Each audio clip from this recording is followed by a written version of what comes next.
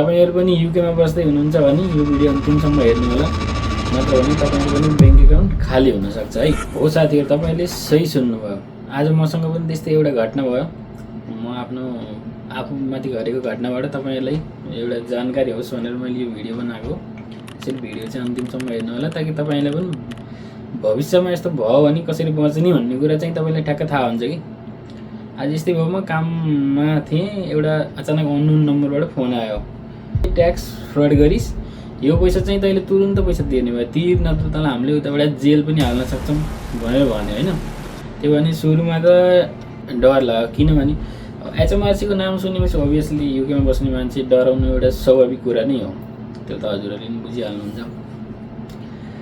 अनि सुरुमा त डर लाग्यो, त्यस पछाडि मैले नोटिस गरेँ कि यो यसरी एचएमआरसीले त पक्कै पनि कल गर्दैन मान्छेलाई, यो पक्कै पनि ठग हुनसक्छ भनेर मैले उनीहरूसँगको कुराकानीबाट मैले 3टा कुरा चाहिँ नोटिस गरेँ, जसबाट मलाई थाहा भयो कि तुरुन्तै यो चाहिँ स्क्यामर हो भनेर।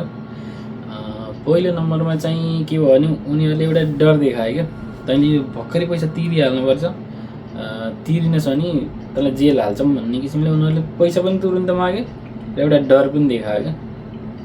मेन कुरा भनेको उनीहरूको धन्दा नै डराएर पैसा लुट्नु हो। र अर्को कुरा भनेको उनीहरूको पेमेन्ट मेथड भनेको के हुन्छ भने अनलाइन पेमेन्ट माग्छन्, गिफ्ट कार्ड माग्छन्।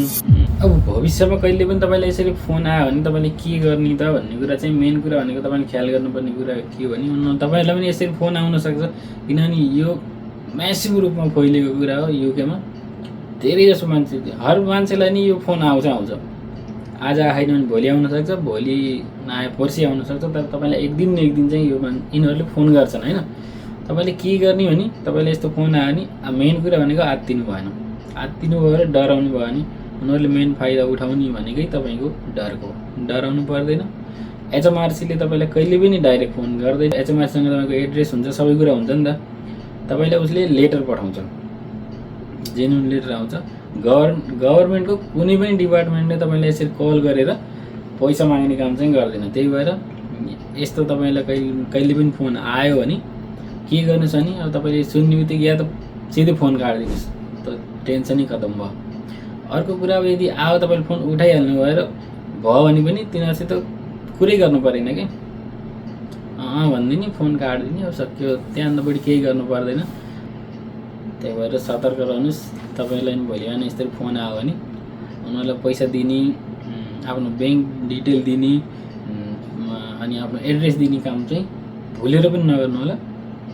हजुरहरूलाई यो भिडियो कस्तो लाग्यो? यदि हजुरहरूलाई भिडियो राम्रो लाग्यो, इन्फर्मेटिभ लाग्यो भने मेरो च्यानललाई सब्सक्राइब गरिदिनु होला र तपाईँहरूको साथीहरू जो पनि युकेमा हुनुहुन्छ या युके आउने सोचमा हुनुहुन्छ उहाँहरूसँग सेयर गरिदिनु, ताकि उहाँहरूलाई पनि भोलि बिहान समस्या नपरोस्। र बाँकी यस्तै भिडियोहरूको लागि मलाई फलो गर्नु है त।